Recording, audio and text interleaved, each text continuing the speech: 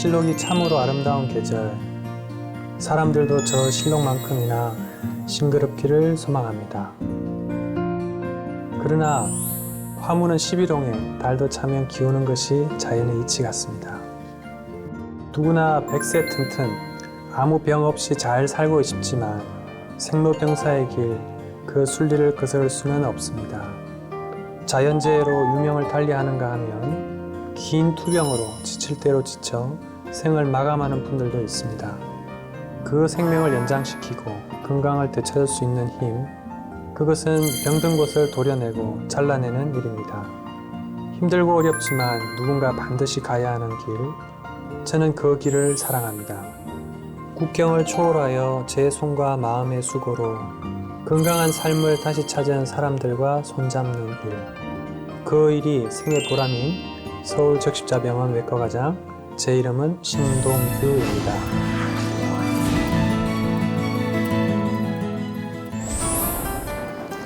안녕하세요. 닥터스의 이자은입니다. 산업사회로 치달으면서 갑작스럽게 흔해진 병, 암. 우리 몸의 암 발생은 예고도 없지만 그 발병 위치 또한 광범위하다고 합니다. 그렇다면 암의 발병 원인은 무엇이며 어떤 치료로 어떻게 이겨내야 할까요? 그래서 찾아온 이곳 서울적십자병원. 이 병원 외과과장님은 어떤 분이실까요? 특히 자연재해의 위험한 현장에서 사투를 벌이는 생명을 구하고자 의사가 되었다는 적십자병원의 신동규 외과과장님. 지금 바로 만나보겠습니다. 네, 반갑습니다, 과장님. 닥터스의 이자은입니다. 네, 반갑습니다. 서울적십자병원 외과 신동규입니다.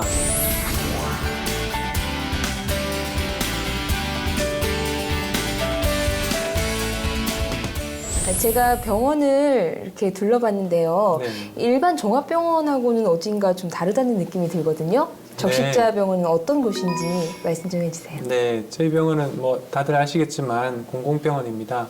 1905년 네. 고종황제 칙령으로 우리나라에 이제 적십자사가 생기면서 거기서 이제 적십자병원이 생겼고요. 그러니까 지금 111년 역사를 가지게 됐네요.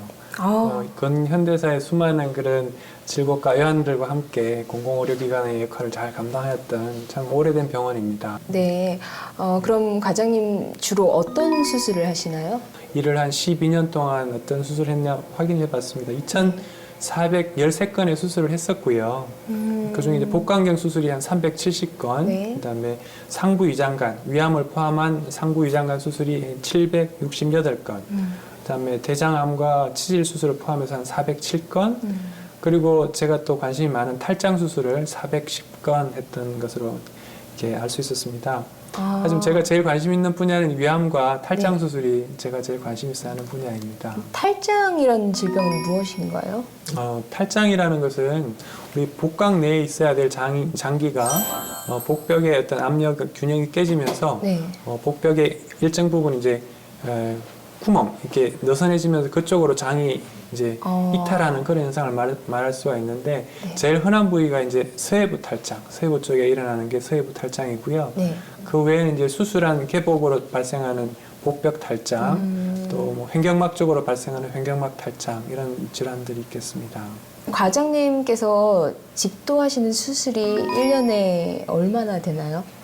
1년에 한 300건 정도 됩니다. 300건 정도 되고 그중에서 지금 현재 탈장 수술이 네. 어떻게 보면 제일 많이 차지하고 있는 것 같습니다. 그 외에 담낭, 맹장 수술 뭐 이런 부분들이 한 70건, 80건씩 이렇게 있고요. 대장암과 위암이 한 3, 40건씩. 암 수술이 2차 병이다 보니까 네. 아무래도 암 수술이 많지는 않습니다. 네. 근데 이제 제가 무엇보다 관심을 갖는 탈장 수술 같은 경우에 제가 이제 일본에 한 5년 전에 연수를 갔었는데 네. 거기서 사실은 이제 제가 상부위장관을 공부하러 갔었는데 식도암과 위암에 대해서 공부를 하다가 그 병원에 이토 선생님이라는 네. 일본에서 가장 그 탈장 수술 열심히 하시는 분입니다. 근데 그분한테 탈장 수술을 좀 제대로 배우게 되었습니다. 그 이토 선생님은 미국에 있는 시카고의 탈장 센터에서 연수를 하고 오셨던 분인데 네. 굉장히 손재주가 좋으셨습니다. 그래서 1년 동안 사실 위암과 식도암보다도 틈틈이 그 선생님 밑에 가서 수술을 참관하고 어시스트 하면서 많이 배웠던 것 같고, 그래서 한국에 돌아온 이후로 제가 지금 하는 탈장 수술의 큰 변화는 모든 탈장 수술을 국소 마취로 하고 있다는 것입니다. 혹시 아시겠지만 네. 그 탈장 수술 다른 일반 병원에서는 이제 척추 마취나 네. 전신 마취, 특히나 요즘 이제 복강경으로 수술을 많이 하다 보니까 전신 마취를 많이 하고 있습니다. 요즘 이제 고령 환자나 여러 가지 동반 질환이 많은 환자분들인 경우에는 전신 마취나 척추 마취의 위험이 상당히 높습니다. 네. 그렇기 때문에 저희가 하는 이제 국소 마취하에 하는 탈장 수술은 굉장히 안전하고 또 수술하고 바로 다음날 다 퇴원하실 수가 있습니다. 병원에 외국인들도 많이 내원하는 걸로 알고 있는데 네. 내국인하고 외국인이 그런 뭐 어떤 완치의 차이가 좀 있나요? 일단 저희 병원 이제 현황을 잠깐 말씀드리면은 네. 작년 한 해 전체 진료 환자가 외래 환자가 19만 명 정도였습니다. 그 중에 이제 아까 제가 잠깐 말씀을 안 드렸는데 네. 희망진료센터라는 게 있습니다. 희망진료센터요? 네. 우리나라에 지금 외국인 근로자가 100만 명이지 않습니까? 네. 이분들이 이제 여러 가지 질환으로 병원을 찾게 되는데 저희가 이제 그 외국인 근로자에 대해서 이렇게 스포트하는 그런 프로그램이 있습니다. 그 진료센터를 통해서 작년 한 해 한 9천 명 정도가 진료를 받았고요. 그러니까 전체적으로 한 5 내지 6% 정도는 외국인 환자분들이 저희 병원에 이제 낮에 와 보시면은 네. 굉장히 다양한 나라의 국적 환자들을 만나게 되실 수가 있습니다. 아, 그래서 또 올 상반기에 1월부터 4월까지 외과 환자분들을 제가 한번 조사를 해봤는데 네.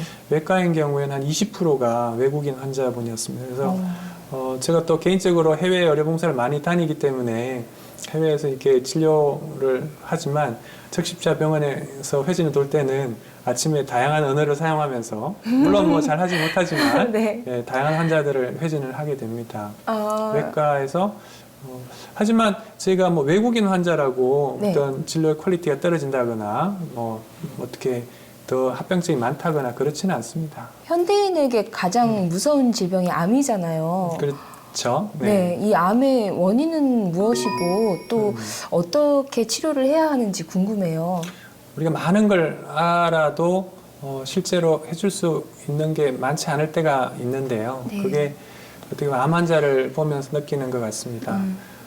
사실 우리의 많은 잘못된 습관들 네. 이런 부분들이 우리의 몸의 세포들을 나쁘게 만드는데 기본적으로는 좋은 유전자를 가지고 있고 좋은 영양을 섭취를 하면 우리가 건강하게 오래 살 수 있는 건 너무나 상식적인 얘기겠죠. 네. 하지만 유전자가 점점점 여러 가지 물질들로 인해서 나쁘게 된 상황에서 영양도 좋지 않게, 예를 들면 이제 술을 과음을 하신다든지 네. 또 스트레스를 많이 받으면서 뭐 폭식을 한다든지 이런 부분들은 영양학적으로 상당히 나쁜 거잖아요. 네. 그럼 나쁜 유전자와 나쁜 영양이 만나면 이런 경우에는 이제 암이 빨리 발생할 수밖에 없는 거죠. 그래서 우리가 제가 이제 몇 년 전에 썼던 논문에서도 보면 그 사회경제학적으로 굉장히 푸어한 네. 그런 분들의 암의 생존율이 좀 일반적으로 건강하게 사회생활을 하시는 분들에 비해서 훨씬 떨어지는 것들을 볼 때 이런 유전적인 문제와 네. 그다음에 영양학적인 문제와 이런 그런 패밀리가 주는 그런 부분들이 굉장히 크다고 생각이 됩니다. 그럼 보통 이런 암들은 어떤 식으로 치료를 하는 게 좋은가요? 위암 같은 경우에 일단은 조기 발견이 굉장히 중요합니다. 네. 지금 우리나라 같은 경우 다른 어떤 나라보다도 이렇게 국민 건강 프로그램을 잘 국민들이 받고 계시기 때문에 한 조기 위암이 한 50%를 상회하고 있습니다. 네. 기관에 따라 다르지만 60%까지도 조기 위암으로 진단받는 그런 대학병원도 있는데요. 조기 위암인 경우에는 되게 수술적, 아주 점막에 국한된 조기 위암인 경우에는 내시경적으로 그 암을 절제했을 경우에 거의 5년 근치적인 5년 생존율을 보이고 있고요. 그다음에 1기, 2기 물론 이제 수술적으로 치료를 하고 나서 그 병기가 나오지 않습니까? 네. 1기, 2기, 3기, 4기 이렇게 나오면 보통 1기인 경우에 5년 생존율이 한 90에서 95%, 2기인 경우에는 한 80에서 85%, 3기는 그 안에 이제 좀 다양한 분야가 있긴 하지만 보통 50에서 30%, 4기인 경우에는 보통 10% 미만 정도의 5년 생존율을 보이고 있습니다. 하지만 이제 4기라 하더라도 네. 이게 말기라고 하면 그런 다른 겁니다. 4기 안에서도 수술적으로 제거를 치료를 할 수 있는 병이 있고 그렇지 않고 이게 전이가 되거나 재발이 되어서 네. 수술할 수 없는 그런 상태의 4기가 있기 때문에 우리가 너무 좌절하시거나 그러실 필요 없습니다. 네. 또 한 가지 제가 암 환자들한테 꼭 말씀드리는 게 있는데 네. 암은 난치병입니다. 굉장히 치료하기 어렵다는 얘기죠. 하지만 네. 불치병은 아닙니다. 불치병은 치료를 못하는 병을 불치병이라고 하죠. 그렇죠. 근데 제가 우스갯얘기지만 환자분들한테 말씀드리는 거는 의사 말을 전혀 안 듣는 환자분들이 계세요. 네. 뭐 어디서 뭐가 좋다, 뭐 저기서 뭘 먹으면 좋다, 그러면서 의사 말을 잘 안 듣는데 그런 환자는 제가 이제 불치병 환자다 이렇게 얘기를 합니다. 네. 그래서 하여튼 적정 진료를 잘 따라 주시고 네. 또 마음의 여유를 갖고 편안하게 끝까지 치료에 응한다면은 우리가 이 힘든 난치병이지만 또 충분히 극복하실 수 있다 이렇게 말씀을 드리고 있습니다. 그런데 이제 암을 수술로서 많이 치료하시고 아까도 말씀하셨다시피 그 수술 시기가 굉장히 중요한 것 같은데요. 네네. 골든 타임이 있나요? 조기 발견이 굉장히 중요해서 네. 조기 발견이 되면 이제 내시경적 치료, 그다음에 복강경적 수술, 그리고 좀 암 사이즈가 크거나 네. 좀 아니면 일부 전이가 있는 채로 발견이 되었을 경우에는 수술 전에 우리가 이제 방사선 치료나 항암 치료를 통해서 사이즈를 줄인 다음에 네. 그리고 다시 수술을 해서 그것을 제거를 하고 다시 이제 항암 치료를 추가함으로써 우리가 5년 생존율을 충분히 확보를 할 수가 있습니다. 어쨌든 최선을 다하는 그런 치료 방침을 따라 주시면은 네. 또 희망적인 결과들을 가지실 수 있다고 생각이 됩니다. 순간의 판단이 생명을 놓치느냐 또는 붙잡느냐를 좌우하는 것 같은데요. 네. 수술로서 치료할 수 없는 경우도 있나요? 그렇죠. 많죠. 우리 오늘도 회진 돌면서 한 환자가 물론 그 환자가 이제 암이 많이 퍼진 상태에 있습니다. 네. 이거 다시 수술해 주시면 안 되냐 이렇게 말씀하시는데 우리 복강 내 장기 중에 건드려서는 안 되는 그런 장기들이 있습니다.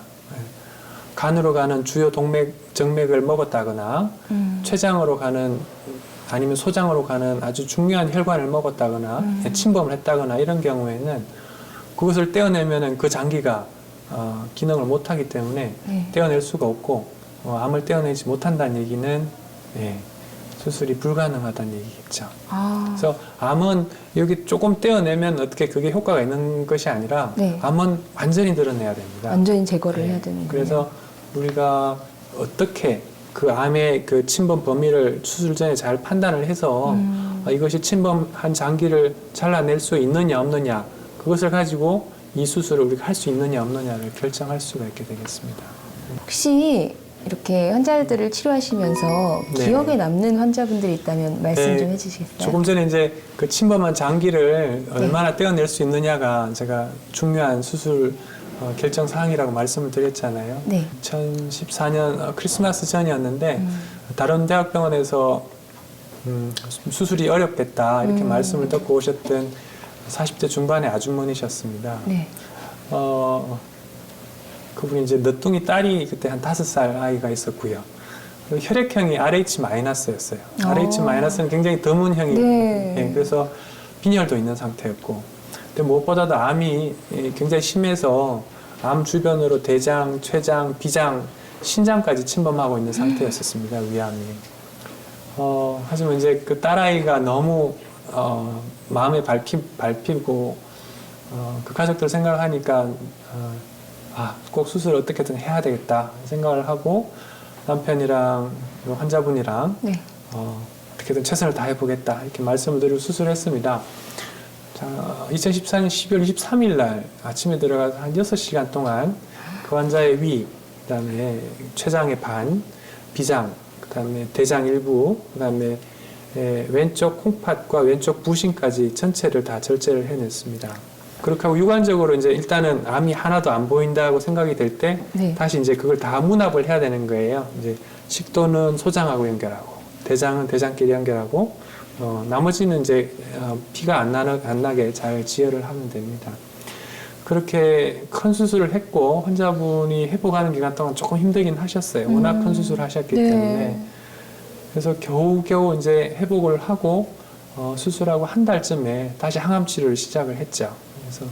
그래서 6번의 항암 치료를 또 힘들게 다 마쳐서 지금은 그 7살 딸아이와 함께 네. 외래 이제 밝은 모습으로 오고 계십니다. 아, 네, 굉장히 그런 것들 볼 때 네. 외과 의사로서 굉장히 보람을 느낄 수 있는 것 같습니다. 지금 완치하신 건가요? 위암 같은 경우 보통 수술하고 3년 정도에 재발의 한 80에서 90% 정도를 하게 됩니다. 지금 2년 조금 더 되셨기 때문에 2년 한 1년 정도만 더 팔로우업을 해서 네. 재발이 없으면 좀 안심을 할 수 있을 거라고 생각이 됩니다. 하지만 지난달에 찍었던 CT에서는 깨끗하셔서 네. 제가 아직까지는 안심을 하고 있습니다. 아, 큰 수술을 무리 없이 하셨네요. 또 기억이 나는 환자는 지금 여기 지금 해송이 하나 있는데요. 네. 사람이 참 살아가는데 제일 중요한 거는 먹는 것과 싸는 것이라고 생각을 그렇죠. 하거든요. 이제 이 해송을 가져다 주신 환자분이 기억이 나는데요. 네. 이분은 한 12년 전에 치질 때문에 치질. 여러 병원에서 여러 번의 수술을 하셨던 거예요. 네. 근데 이제 항문을 여러 번 수술하게 되면 항문이 좁아지게 됩니다. 네, 그래서 그 합병증으로 인해서 항문이 너무너무 좁아져서 변을 10여 년 가까이 제대로 못 보셨어요. 10여 년 가까이. 이렇게 이제 손으로 파낼 정도로 네. 굉장히 힘겹게 변을 보셨던 거예요. 근데 흔치 않은 병이었기 때문에 저도 고민이 많이 되었지만 또 이제 책을 뒤지고 논문을 찾고 이렇게 해서 이 사람한테는 이런 치료가 좋겠다라는 네. 생각을 했고 그 수술을 해드렸습니다. 그리고 환자분이 이제 잘 회복하셔서 퇴원을 하셨는데 네. 수술하고 한 달쯤 있다가 네. 이 해송을 들고 외래에 나타나셨더라고요. 본인이 자기 정말 새 삶을 얻은 것 같다. 네. 이렇게 잘 쌀 수 있다는 게 너무너무 감사하다. 얼마나 불편하셨겠어요. 그래서 이 해송의 나무에 물을 줄 때마다 네. 그 환자분 생각이 납니다. 아, 네. 환자분 성함이 어떻게 되세요? 이광순이요. 네, 맞습니다. 벌써 6년이 됐네요. 네.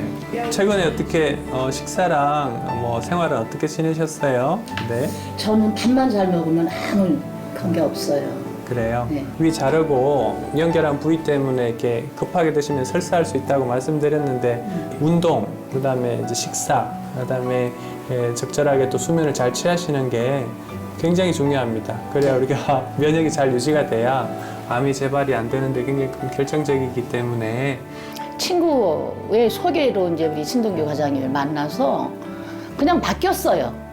그냥 뭐 불안하고 초조하고 겁나고 이런 것도 없이 그냥 바뀌었어요. 그냥 바뀌고 나니까 수술도 잘 되고 휴증도 없이 고통 없이 잘 살았어요. 반갑습니다. 잠깐만 배 좀 잠깐만 볼게요. 어떻게 저기 낮에 가스 좀 더 나왔어요? 가스는 아직 안 나왔습니다. 네. 대변은 배변은 아직 배변은 못했어요. 죽은 좀 드셨어요? 죽은 먹는데 네. 입맛이 없어갖고 그래요. 영 아주 내일 좀 실밥은 뽑을 거고요. 반절씩 뽑을 거예요. 일단은 죽을 잘 드시고 변을 봐야 퇴원하시는 거기 때문에 관장이나 한번 해주시면 네. 관장님 어제까지는 먹은 게 없어갖고 네. 이제 뻑뻑한데 네. 아래온데 안 나와. 그러니까 식사하고 배 아프지는 않으셨어요? 배 안 아프게 먹어. 그 밥만 먹고 딴 것을 일절 안 먹었지. 네. 그래서 밥 시간까지는 네. 일절 안 먹어요. 이제 기침은 더 안 나고요. 지금은 많이 새펴버렸어. 많이, 그냥 뭐. 그래도 이제 10번째거든요. 예, 예. 2번 남았어요. 예, 예. 항암 치료. 감사합니다. 과장님 외과 의사시니까 네. 저는 뭐 이렇게 째고 꿰매고 뭐 이런 수술부터 떠올라서 사실 네. 과장님 조금 무섭게 느껴지거든요. 아, 네. 그런데 또 그렇습니다. 환자분들은 과장님 많이 좋아하시네요. 네, 일단은 뭐 마취를 걸고 환자가 잘 때는 제가 좀 네. 무서운 일을 하더라도 네. 병실에서는 제가 굉장히 예, 인기가 많으신 것 같습니다. 일단은 별 다른 기술보다도 네. 환자분들 가서 아침에 손 한번 잡아드리면 굉장히 좋아하십니다. 네. 그리고 배 한번 눌러 봐드리고 네. 사실은 우리가 수술을 하고 나서 그 다음부터 환자분들한테 해야 될 것은 환자분들을 격려해 주는 거거든요. 아. 네, 당신은 이제 일어나실 수 있다. 다시 건강을 회복할 수 있다. 네. 네, 조금만 시간을 갖고 우리 열심히 해보자. 격려를 하면 환자분들 일어날 수 있습니다. 네, 겁을 주면 안 됩니다. 그러면 너무너무 환자분들이 좋아하십니다. 아, 네. 그렇다면 그 수술 절차는 어떻게 되나요? 일단은 진단을 대부분 이제 작은 병원에서나 아니면 내과에서 어떤 암이나 탈장이나 이런 것들을 진단을 받고 이제 네. 외래로 오시는 경우가 많고요. 그래서 진단이 되면 전신 마취에 필요한 아니면 또 간단한 어떤 마취에 필요한 피검사, 엑스레이 검사들을 시행을 한 다음에 네. 수술 날짜를 잡고 수술 전날 입원하시게 됩니다. 수술 전날 입원하면 마취과 선생님이 한번 방문을 하시고 네. 이제 다음 날 수술을 하고 그다음에 위암 같은 경우는 수술하고 나서 이제 죽을 드실 때까지는 입원을 하고 계시고요. 그래서 퇴원은 보통 일주일에서 한 열흘 정도 있다가 하시게 됩니다. 대장암도 비슷하고요. 그다음에 담낭 때문에 담낭 절제술을 하셨을 경우에는 한 3일 정도 입원을 더 하십니다. 탈장은 아까 말씀드린 대로 다음 날 바로 퇴원하실 수가 있습니다. 네. 수술 후에 적절한 약물 치료법과 방사능 치료법 등등 이런 치료법에 대해서 설명 좀 해주세요. 모두 암 치료에 있어서 이제 치료는 5가지가 있습니다. 네. 수술, 그다음에 항암 치료, 방사선 치료, 그다음에 면역 치료라는 게 있습니다. 그렇게 많이 알려져 있지 않지만, 네. 그리고 그다음에 영양 치료. 물론 뭐 비슷한 용도겠지만 그 중에서 이제 소화관에 발생하는 암들, 위암, 대장암 이런 부분들은 수술이 가장 중요한 위치를 차지하고 있고요. 수술적으로 치료가 됐다 하더라도 암이 진행이 되었거나 네. 아니면 수술적으로 제거가 다 못 되었거나 전이가 됐을 경우 시행하는 것이 그 항암 치료와 방사선 치료가 되겠습니다. 그 항암 치료는 지금 이제 전 세계가 다 이렇게 가이드라인이 있어서 거기에 네. 맞게끔 항암 치료를 시행하고 있습니다. 서울이나 제주도나 똑같은 약물을 사용하고 있기 때문에 국민들께서 너무 이렇게 항암 치료에 대해서 네. 불안해하실 거는 없을 거라고 생각되고 방사선 치료 같은 경우에는 무조건 쨘다고 다 이제 능사는 아닙니다. 네. 직장암 같은 경우에 골반에 쨘다든지 그다음에 골 전이가 있을 경우에 뼈에다가 쨘다든지 필요한 경우에만 시행을 하고 있습니다. 과장님 그렇다면 수술법은 어떻게 발전하고 있나요? 위암에 대해서만 좀 먼저 간략하게 말씀을 드리겠습니다. 네. 그 위암은 1881년 독일의 닥터 빌로스라는 사람이 세계 최초로 위 절제술을 시행을 해서 그래서 이제 빌로스 선생님을 기려서 위를 하부를 절제를 하고 위와 십이지장을 연결하는 것을 빌로스 일식, 네. 그다음에 하부를 절제한 다음에 위에 있는 상부위와 소장을 연결하는 것을 빌로스 이식 이렇게 이제 명칭이 되고 있습니다. 그런 술식들이 쭉 유지되어 오다가 1991년에 일본의 닥터 기타노라는 선생님께서 복강경으로 위암 절제 수술을 세계 최초로 하셨습니다. 그래서 지금은 이제 많이 복강경 위암 수술이 많이 잘 전수가 되어서 네. 우리나라 같은 경우에 전체적으로 한 30% 가량이 복강경 위 절제술을 받고 있는 것으로 알고 있습니다. 그리고 아까 말씀드린 대로 조기에 위암이 진단되었을 경우에는 네. 내시경을 이렇게 넣어서 점막에 있는 위암 병변을 제거하는 내시경적 위 점막 절제술을 시행할 수가 있겠습니다. 그렇다면 외과 의사로서 가장 어려운 수술이 있다면 무엇일까요? 물론 외과에는 다양한 영역의 수술들이 있습니다. 이제 상부위장관외과, 하부위장관외과, 간담체외과, 이식외과, 혈관외과 여러 가지 수술들이 있는데 물론 개인적으로는 이식외과 상당히 특히 간이식 분야에서는 굉장히 위험하고 어려운 수술이라고 생각이 됩니다. 하지만 이제 제가 있는 상부위장관 외과에 있어서는 식도암 수술이 가장 좀 위험하고 또 굉장히 기술적으로 고난도의 수술이라고 생각됩니다.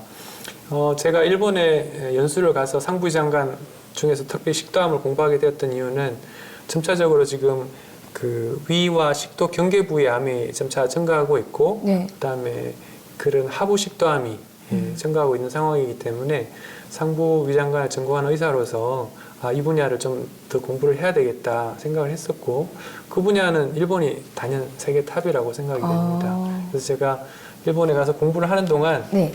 굉장히 많은 것들을 배워왔습니다. 여기 이제 네. 보시면은 그 그림을 일일이 다 그 수술하신 선생님을 옆에서 보고 사진을 찍어서 그 그림을 그렸습니다. 여기 이제 심장을 옆에 있는 네. 가슴을 열고 이런 부분들. 이렇게 직접 그리시면서 옆에서 예. 배우신 거예요? 그렇죠. 그리고 이제 계속 질문하고 또 네. 사진 찍고 그렇게 해서 이런 그림을 그려서 제가 지금 한국에 돌아와서도 네. 다른 식도암에 대한 책보다도 저는 이것을 보면서 식도암 환자들이 이제 있으면 이렇게 책을 다시 한번 보고 수술을 하고 있습니다. 이건 과장님만의 방법이 담긴 소중한 네, 제 책이네요. 동물 같은 책입니다. 네. 그렇다면 외과 기술 발전으로 인간 수명도 늘어날 것 같은데요. 네. 꼭 이렇게 수술만이 능사일까요? 질병과 치료라는 관점에서 볼 때 네. 우리가 제일 먼저 생각해야 될 것은 병이 걸렸다는 것은 환자분이 힘들게 살았다는 얘기거든요. 네. 그럼 제일 동물들 같은 경우 아프면 쉬잖아요. 그렇죠. 그렇죠. 사람도 제일 먼저 해야 될 것은 쉬어야 되거든요. 휴식. 예, 휴식이 제일 필요하고요. 네. 두 번째는 우리가 부러우면 진다고 하잖아요. 네. 어떤 삶의 역경이 있다 하더라도 그것을 해석하는 문제가 굉장히 중요하다고 생각이 됩니다. 그래서 작은 병에 걸려도 늘 불평하는 사람은 나중에 큰 병에 걸릴 가능성이 높습니다. 하지만 우선 당장 큰 병에 걸렸지만 그것을 또 잘 받아들이고 치료를 응하고 우리가 생로병사라고 하잖아요. 네. 저는 환자분들한테 생로감사해라 이렇게. 나고 생로감사. 병이 걸리더라도 감사하며 네. 그것을 잘 이해하면은 비록 우리가 생이 마감이 된다 하더라도 의미 있는 삶에 대해서 승리한 삶으로 바뀔 수 있지 않나 생각이 네. 돼서 쉬고 그다음에 그 병을 잘 받아들이고 그리고 세 번째 말씀드리는 것은 그 불치병이 아니라 난치병이기 때문에 네. 잘 의사의 말씀을 따라서 적정 진료를 받아라. 그러면 이제 충분히 우리가 극복할 수 있는 여지가 생기는 것이겠죠. 과장님 말씀을 들어보니까 어느 질병이나 조기 발견이 중요한 것 같은데요. 네. 그러면 조기 진단을 위해서는 어떤 검사들이 있고 설명을 좀 해주세요. 네, 굉장히 중요하죠. 그래서 이제 위암 같은 경우에는 위암이 위 정상 점막을 거쳐서 네.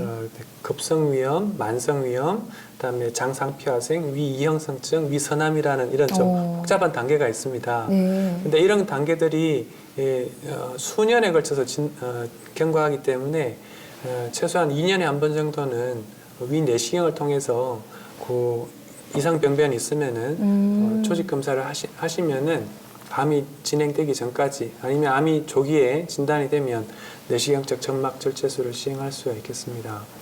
또한 대장암 같은 경우에는 이제 대장의 용종이 네. 이렇게 볼록 나눈 용종이라고 폴립이라고 합니다. 용종에서 대장암으로 진행을 하기 때문에 네. 보통 용종이 암으로 가는데 8년에서 10년 정도 걸린다고 하거든요. 그러니까는 그 대장 내시경을 우리나라에서 평균 대장암 환자가 58세이기 때문에 네. 50세 정도부터 대장 내시경을 시행을 해서 대장 용종이 있다. 그러면은 용종 절제술을 내시경으로 할 수가 있습니다. 그러면은 그것이 암으로 진행하게 블록이 됩니다. 그래서 용종 있는 환자분들은 3년 간격으로 대장 내시경을 반복하시면은 대장암의 그런 늦은 진단을 피할 수가 있겠습니다. 여성인 경우에 이제 유방암과 갑상선암이 굉장히 이제 우리나라에서 매우 높은데요. 유방암의 위험에 대해서 위험인자는 초경이 너무 빠르거나 네. 폐경이 너무 늦게 되어서 오랫동안 그 생리에 따른 호르몬의 영향을 받는 경우, 네. 또 유방암의 가족력이 있는 경우, 그다음에 알코올이나 그다음에 비만, 기타 그러한 그 체질적인 부분들, 섭생인 부분들도 유방암의 위험인자로 작용할 수가 있겠습니다. 유방암의 위험인자가 있는 분들은 유방암 검사를 초음파와 함께 유방암 엑스선 촬영을 통해서 조기에 진단하는 것이 굉장히 중요하겠습니다. 네. 제가 말씀을 이렇게 듣다 보니까 과장님께서 외과 전문의가 되신 이유가 뭘까 참 궁금한데요. 말씀 좀 해주실 수 있으세요? 사실 이제 외과대학 시절 때 저를 기억하는 친구들은 제가 좀 많이 소심하고 그래서 외과 의사로서 살아가는 제 모습이 조금 친구들이 의외다 이렇게 얘기를 합니다. 네. 하지만 제가 본과 3학년 때 의료봉사 해외로 네팔로 갔었는데 그때 계기가 제가 외과 의사가 되는데 좀 큰 영향을 미쳤던 것 같습니다.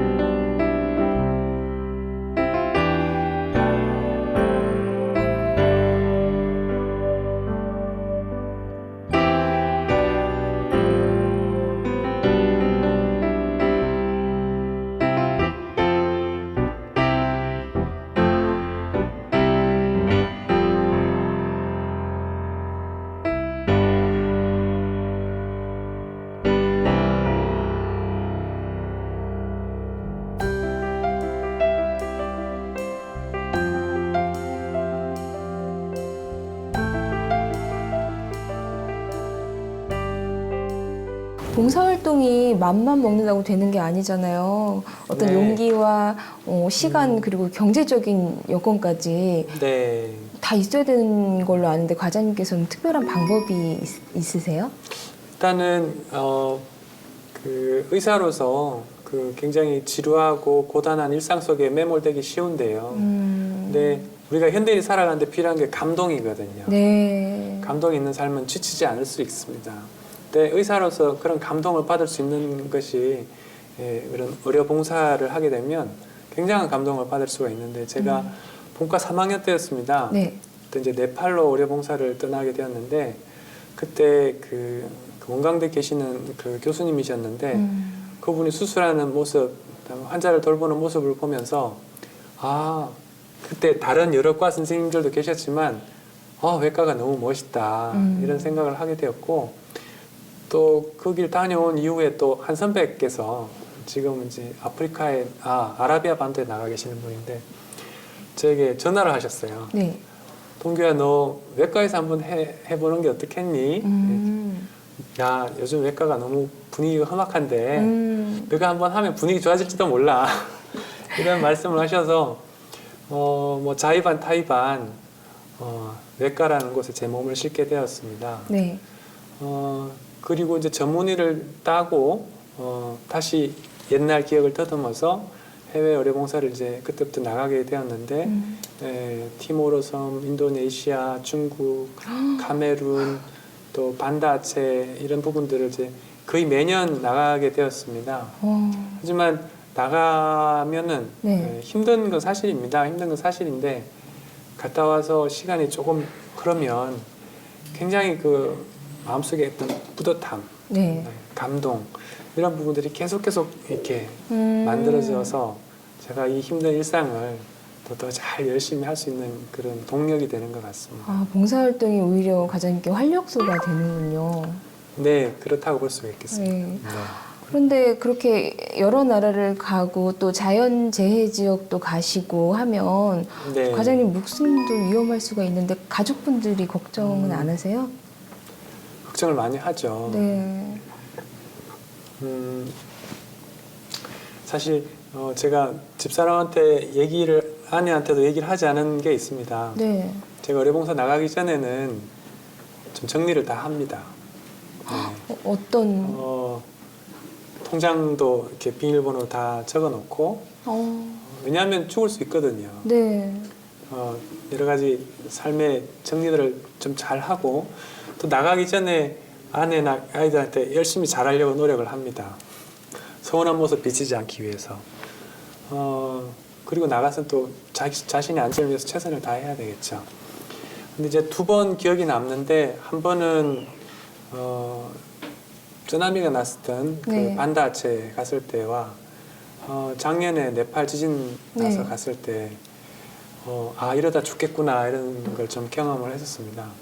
진료를 하고 있는데 네. 건물이 흔들리면서 무너지려고 그러는 거예요. 건물이. 네. 네. 근데 이제 저는 진료를 하고 있었는데 이 아이들이나 현지인들은 후다닥 튀어나가는 거예요. 아, 이미 알고. 네. 네. 그러니까 저는 제일 뒤에 뛰어나왔죠. 네. 그러면서 하마터면 죽을 수 있겠구나. 그리고 팀원 제가 이제 대장이었기 때문에 팀원들이 끌고 이렇게 집차를 타고 철수하자 하고 나오는데 길가로 이제 무너진 돌담 사이로 그 다친 사람들이 기어 나와서 피를 콸콸 흘리면서 살려달라고. 그때 제가 굉장히 마음에 갈등을 많이 했습니다. 왜냐하면은 이 사람들을 진료를 하고 가야 되는데 네. 진료하려고 멈추면 지금 계속 흔들려서 바위도 굴려 내려오고 우리 팀원 전체가 위험할 수가 있다. 순간 엄청나게 고민을 했는데 최대한 빨리 붕대만 감아드리고 그곳을 철수를 했습니다. 그리고 우리 텐트가 어디에 있으니까 우리 캠프로 와라.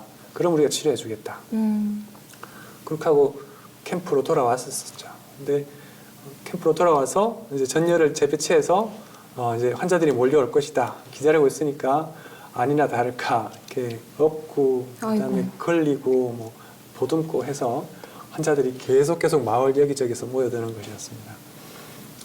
그럴 땐 참 그 순간은 굉장히 위험하고 좀 그랬지만 돌아와서는 또 굉장히 보람도 있고 하지만 가족에게 좀 얘기할 수 없는 좀 그런 부분들인 것 같습니다. 그러면 네. 봉사활동의 시초와 또 네. 기억에 남는 이야기를 좀 해주세요. 또 어떻게 보면 이 해외 의료 봉사가 네. 제가 가정을 꾸릴 수 있는 중요한 기회가 되었습니다. 제가 이제 본과 3학년 때 네. 네팔 의료 봉사를 갔었었고요. 그때 참 저한테는 굉장히 잊을 수 없는 경험들이었는데 네. 저희 아내도 이제 의사인데 아내는 본과 4학년 때 또 네팔을 갔었던 거예요. 근데 이제 거기서 만나셨어요? 거기서 만난 건 아니고 네. 근데 같은 병원에 근무를 하게 된 거죠. 저는 네. 외과 레지던트이고 아내는 이제 내과 레지던트이고 사실 남녀가 아니라 레지던트끼리 과끼리 만나면 서로 이렇게 싸울 일이 많습니다. 네. 서로 빨리 봐달라, 내 환자 빨리 안 봐주냐. 하지만 이제 아내가 가진 그 네팔에 대한 기억들, 네. 또 내가 가지고 있었던 네팔에 대한 기억들이 서로에게 좋은 촉매제가 되었던 것 같습니다. 그래서 그렇게 또 교제가 시작되어서 결혼을 하고 가정을 꾸렸기 때문에 해외 의료봉사는 저에게서 참 귀한 선물을 안겨준 그런 기회가 되었던 것 같습니다. 2004년 네. 그 인도네시아 쓰나미 네. 현장에 갔다 오셨잖아요. 네네네. 네. 그때는 어떤 사건들이 있었는지 조금 더 얘기해 주실 수 네. 있으세요? 2004년 12월 크리스마스 연휴였었죠. 네. 그때 인도네시아에 쓰나미가 발생했고 그때 정확하게 기억은 안 나는데 25만 명 가량 희생자가 났던 것 같은데 그때 이제 제일 타격을 많이 입은 곳이 이제 인도네시아의 반다아체 지역이었습니다. 네. 그래서 제가 그때 당시 서울의료원에 근무하고 있었는데 1월 6일 날 그 반다아체 지역에 들어갈 수 있었습니다. 많은 우여곡절 끝에 이제 그곳에 들어가서 진료를 했었는데 지금 기억나는 환자는 진료 첫째 날 저녁이었습니다. 네. 너무나 많은 사람들이 죽었기 때문에 사람들이 이렇게 정신이 혼미하고 정신 이상 반응을 보이는 사람이 되게 많았습니다. 그리고 아비규환이네요. 그렇죠. 근데 또 그쪽 지역에 그 특성이 이렇게 날카로운 칼을 가지고 다닙니다. 부족의 그 칼을 가지고 다니는데 네. 그 정신이 좀 이상한 분이 칼을 휘두르면서 주변에 말리던 사람을 칼로 찔렀는데 어머. 여기서부터 이까지 다 찔러가지고 이 턱이 벌어졌던 거예요.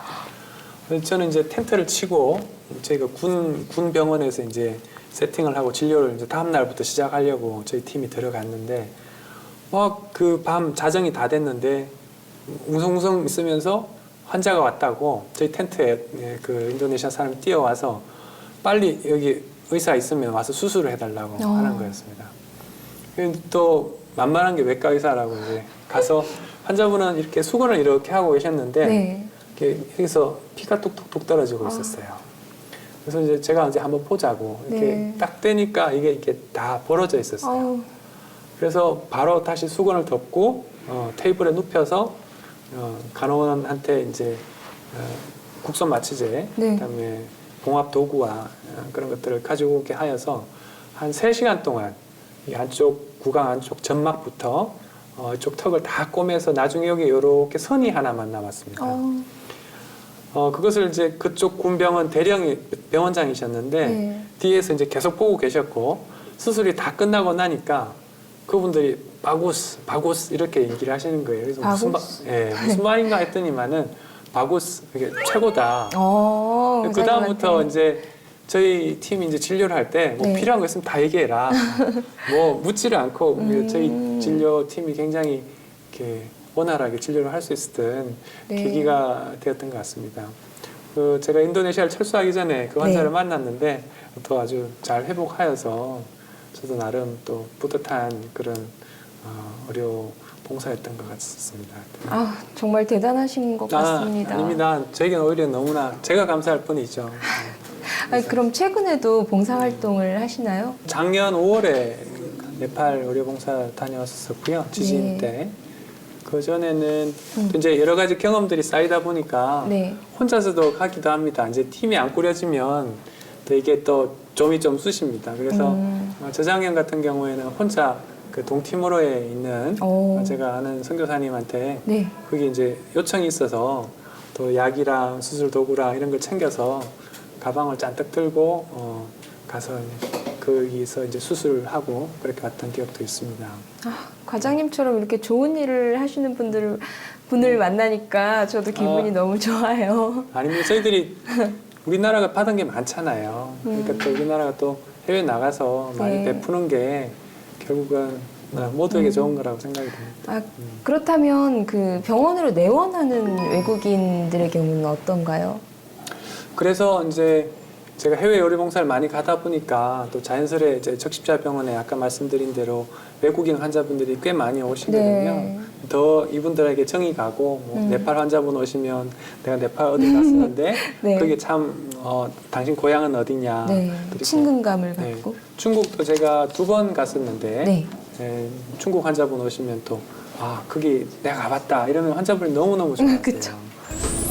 예, 안녕하세요. 여기 앉으세요. 네. 식사하는 건 좀 어떠세요? 잘 먹어요? 네. 잘 먹어요? 네. 이렇게 손 떨리거나 여기 결리거나 이런 거는 없다, 그죠? 여기 이만했어요. 네, 거의 마우스만 했어요, 마우스. 네, 한 6cm짜리 혹이 있었어요. 다른 것도 다음에 다 똑같아요?